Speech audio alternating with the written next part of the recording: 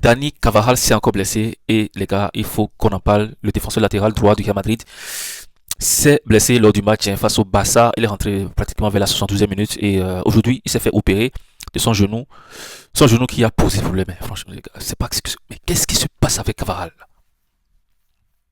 Mais qu'est-ce qui passe ça? Moi, je comprends plus rien, les gars. Mais franchement, Carvajal, ça fait déjà un an et demi, 2 ans qu'il traîne cette blessure au genou. Il revient, il se reblesse. Il prend 8 mois, il prend 4 mois. Mais les gars, mais trop, c'est trop. Mais Carvajal, c'est le premier capitaine actuellement du Real Madrid.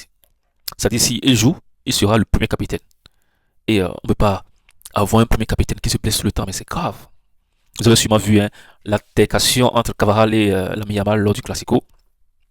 Ça fait un peu jaser sur les réseaux sociaux. Mais moi, je vais parler hein, aujourd'hui de la blessure de Carvajal. C'est trop. On ne peut pas voilà, avoir un joueur de 33 ans avec autant d'expérience. Il a joué avec l'équipe nationale d'Espagne. Ils ont gagné des Coupes du Monde, ils ont gagné des Euros. Il a joué avec le Real Madrid, ils ont gagné des Ligues des Champions, Liga. Il a tellement gagné de compétitions, il a tellement d'expérience. Et lorsqu'il joue son tempérament, son leadership, il monte tout sur le terrain. C'est aussi un bon centre. On se rappelle des centres de Carvajal à Cristiano Ronaldo dans le temps. Franchement, c'était les bons moments du Real Madrid. Aujourd'hui, Carvajal, il a pris de l'âge, mais voilà, il n'est plus celui qu'on voit souvent offensivement. Aujourd'hui, il est plus défensif et il donne plus de coups qu'il en reçoit et il prend plus aussi beaucoup plus de cartons, ce qui fait de lui quand même un bon capitaine, un bon défenseur toujours. Mais ces blessures, franchement, il faut qu'on trouve une solution. Ça ne peut pas continuer comme ça, tout c'est tout. Voilà. Des joueurs de 33 ans, moi j'en ai connu, ils étaient quand même au top. C'est pas parce qu'il a 33 ans qu'il va accumuler des blessures comme ça. C'est pas ce qui se passe, mais il a été opéré aujourd'hui. Et normalement, après opération, les choses vont.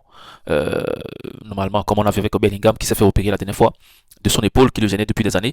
Et aujourd'hui, Bellingham, il a retrouvé son niveau, il joue très bien, il marque déjà. Voilà, on espère que l'opération de Cavara aussi va donner un point positif hein, à son corps pour qu'il récupère de tous ces coups-là qu'il reçoit, de tous ces